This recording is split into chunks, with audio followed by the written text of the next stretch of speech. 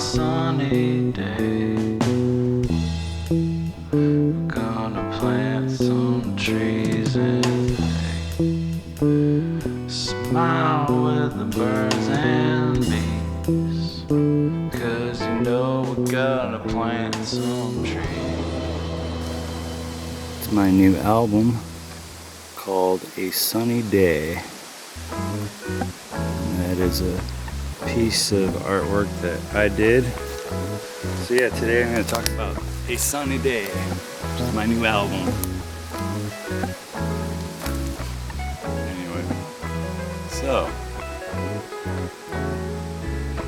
I don't know, the world's kind of crazy right now, so it makes it a little bit harder to focus on this sort of stuff, but you know, music's my life, it's my passion, it's everything to me. So anyway, so yeah, I worked really hard on this album, A Sunny Day. I started writing lyrics and started writing music for it in 2015, maybe even 2014. And you know, it took me about 5 years, start to finish, to get it all done. There's 15 tracks on it. And my goal for this album was to try to make a more cheerful, upbeat sounding album, but to also do a lot of kind of trippy sounding stuff, like using loops, and you know, playing the loops backwards, or playing them in very slow tempos. I wanted the songs to kind of like flow into each other, and I wanted it to be kind of like dreamlike, that you can kind of lose yourself in it. And you know, about, let's say 80% or maybe 70% of the lyrics are lyrics that I spent a lot of time writing, and then maybe the other 30% I just kind of improvised.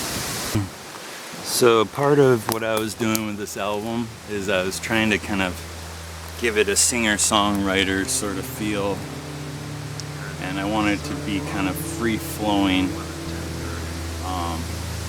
I even left, you know, sometimes I would do a take where I'm just practicing to see what I might want to do with it, and then whatever I did during my practice take, sometimes it'd be so different from than what I would do if I would rehearse and come up with something on my own, that I would end up leaving it because I liked, even if it sounded a little off or something. I feel like there's so much focus nowadays of having everything perfectly on time and perfectly in pitch, and you know, using auto-tune and all these things. So for me, it's almost a blessing, you know, it's really freeing to not have to use a metronome, or to not have to worry about auto-tune, or to have to worry about compressing everything and stuff. Probably the next run of CDs I print out, I'll make sure that the volume's a little bit more consistent with what you would have with other albums. But so yeah, this one, you know, for me it's so much easier for me to write music about pain and suffering and being frustrated and angry about stuff. That comes really easy to me. But it's not necessarily what people want to hear, and it's not giving overall, it's not giving the message I want to get across, which is like, I want a happier, friendlier world to live in, and in order to create that, I need to start creating more happy music, I guess. And you know, I've also been listening to a lot less music where people are angry, and listening to more music that's uplifting, a lot more reggae music, and just, you know, good, feel-good music, you know. So, you know, in this album I continue to try to push myself to try new things. This wind is going to ruin this. So, you know,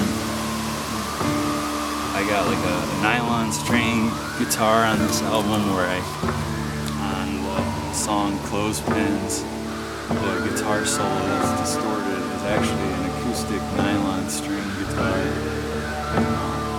It ended up having a really cool sound with distortion on it that I added later.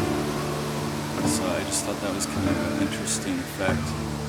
Because if I had used an electric guitar with distortion, I wouldn't have played the solo that way. There would have been a lot more bending, and so it's just fun to try things different and try to get different sounds. And the drums on the album were kind of an afterthought because I almost had the album finished. And I ended up buying a drum kit, like a digital drum kit. And then I was like, oh, you know what, maybe I should add some drums to these songs. So the drums were definitely kind of an afterthought on this album. They weren't at all like a main part of the album. There wasn't a lot of focus on the drums for this. So for me, they were just kind of an added thing to help the overall mix. I think this album has potential to be even better than it is. If I were to go to a studio and work with a professional engineer and professional audio producer and maybe another professional, studio musician or whatever, I believe I could really bring this album to life. But with that said, I'm really pleased the way it turned out. Since it was largely just kind of freestyling it, I would record like a loop, and then I would add to the loop, and then eventually, it would turn into a song. There's a few songs on there that I wrote, kind of the normal way. I mean, like I sat down and wrote lyrics, and I came up with a song with the lyrics before it evolved onto a recording. But a lot of these, I started this album as a project where I could create songs using a loop pedal, basically, so that way I could do guitar solos over it and make layers to it and stuff. So now I want to go through and talk about the songs a little bit, each song. Just little fun facts, I guess you could say. If I can angle this up at all. Oh, nice. How that looks. So, I got the songs on my phone here. I should probably know them. I do know most of them, but anyway, A Sunny Morning is the first song on here. And it was kind of a song inspired by that, like that Jackson 5 sort of like funky major chord sounding vibe, and I just wanted to do something kind of upbeat that had that feel to it. And it turned out to be kind of cool. I was pretty happy with it in the end. I got some funky little guitar licks in there and stuff, Pile of Gold. That song to me might be misleading for most people, but that's why I'm talking about it. So, Pile of Gold, I would say I wrote that song about feeling like I'm worth as much as a pile of gold, but like people don't see it or something. So it was trying to like lift people up and be like, but I'm wondering to myself, is this real? Anyway, so all I'm trying to say is that the pile of gold was a metaphor for self-worth. It wasn't supposed to be a literal pile of gold. It was supposed to be, I'm sitting on a pile of gold and nobody knows. You can't see how beautiful you are to me. That's like saying, like, you're worth more than you're priceless. Your life to me is worth more than anything. Worth more than a pile of gold, I guess. So anyway, it's kind of that's what I was going for with that idea is. So.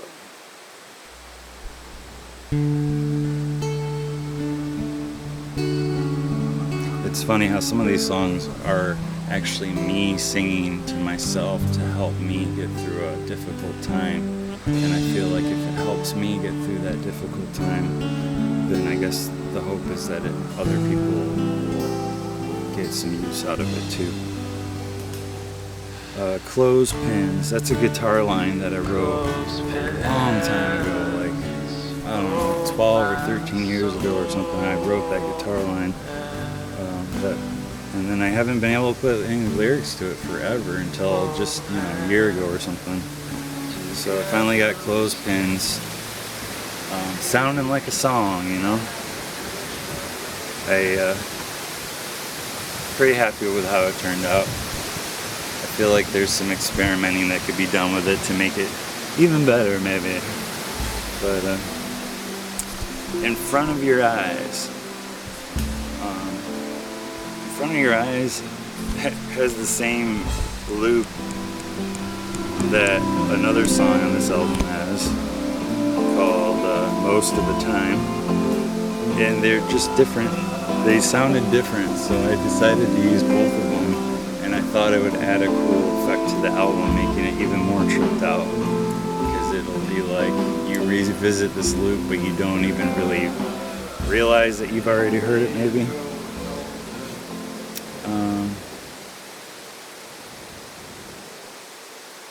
Next Time is one of my favorite songs on the album. I think it's just a deep song. It starts out with me talking about watching my best friend basically, ruin his life, and me feeling powerless against it and just having to watch. And the ending of it is kind of me feeling like,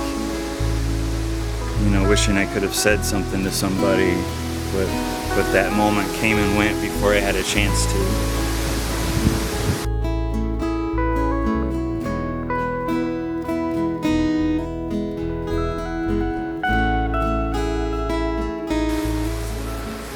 Okay, plant some trees with hay.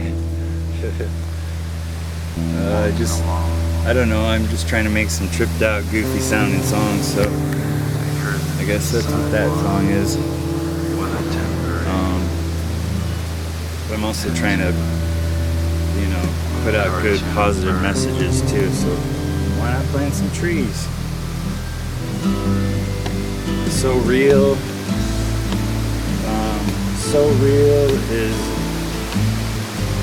just a song about meeting somebody that you're just totally head over heels and crazy about, and you're just like, wow, you're so incredible that it almost seems like you can't be real.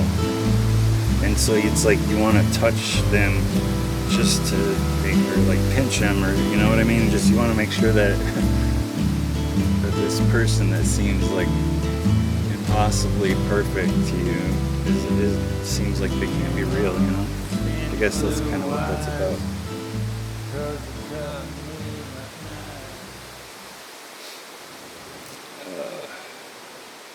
So Real is also one of the first songs that I wrote for this album, with the intent of using a loop pedal so that I could have extra layers and stuff.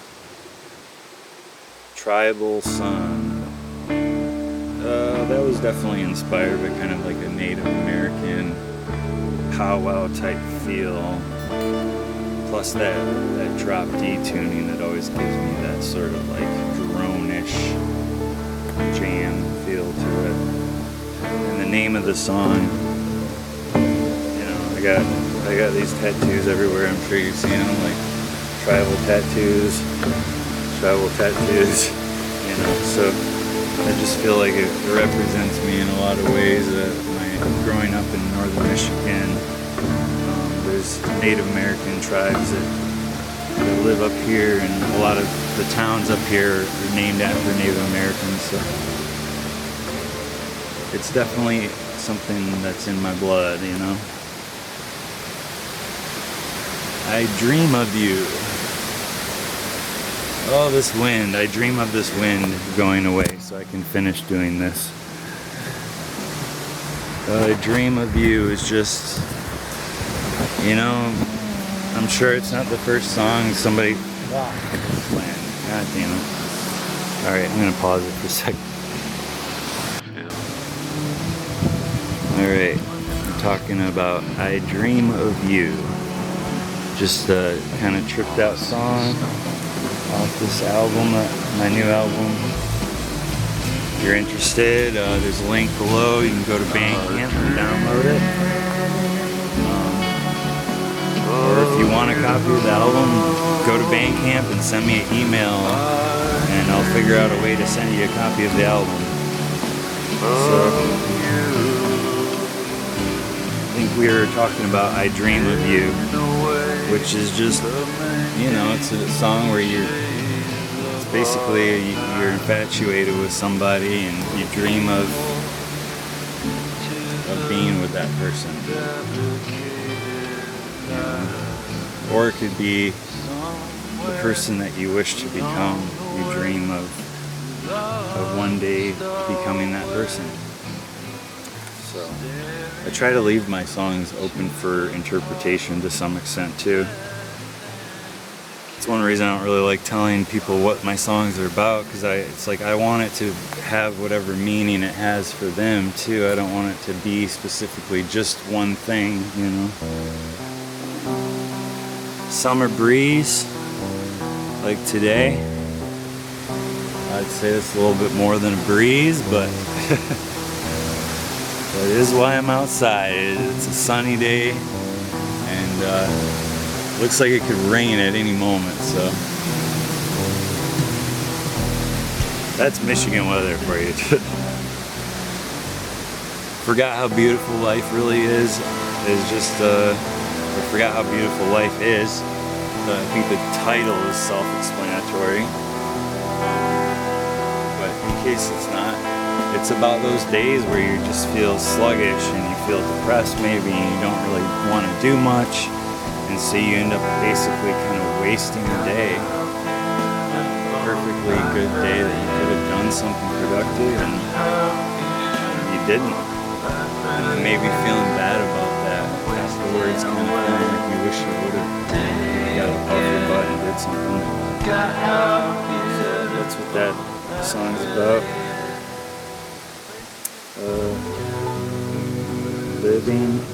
Living in the desert. Oh, that's an interesting one. So yeah, I have this tattoo right here. You know, when I lived in Phoenix, when I lived out in San Diego and stuff, being somebody that grew up in northern Michigan, surrounded by trees and water, and you know, being out in the desert was just so gloomy for me. I felt so depressed there.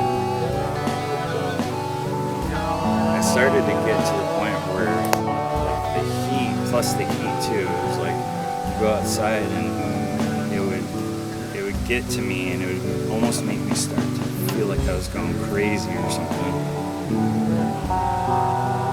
So I think there's just the darkness of where I was at in my life at the time made me write some of those lyrics where it's like, if you're out in the desert and you're dying of thirst and the sun is beating down on you and you're starting to go crazy, you might become friends with the devil, is basically what that's saying. And then I'm also saying in that song how I'm lucky to be alive, and I'm lucky to have gotten out of that hell. And because you know, at one point I was homeless, I was addicted to heroin. You know, my life was going nowhere. I didn't have a job, so I'm just lucky to be here. I'm lucky to be alive. You know, so that song, it might not make a lot of sense to everyone else, but that's what that means to me. I believe in that. I believe we're all part of one energy, and that energy it's beyond our understanding. But if you had to label me, I guess I'm kind of a Taoist or a Buddhist or something. but I do follow, there's certain things that I take from Christianity that are meaningful to me as well. What to Do. That's a song, I think it captures that moment of sitting around not knowing what the hell to do. So that's what that song's about. It's kind of like the feeling of wasting away the day to get today, but you know, in a more positive way, I guess. And then most of the time, I touched on that earlier, it's has the same loop as the song In Front of Your Eyes, but they're slightly different songs with different things. So I put them both on there. I thought they were interesting. And Wah Vokes. I just think it was kind of a trippy way to end the album. I don't think it's like the best song I've ever done or anything. And it actually, it sounds unfinished because that's the way I wanted it to sound. It just sounded interesting to me. Having the vocals kind of sounded like they're being mumbled a little bit and stuff. So, believe it or not, I did that intentionally, which seems silly, but I try to add some humor to my seriousness as well, because life can just be so boring or whatever if you don't get silly every now and then. So anyway, I'm sure there's more that I want to talk about or meant to talk about, or maybe I'll think about it later and I'll add to it, but for now, that is my my little spiel about this new album of mine. So go check it out. You can download it. It's only $7, less than it costs to buy a Happy Meal or whatever at McDonald's or something. So come on, man, help support my lifelong dream. I appreciate it. Thank you.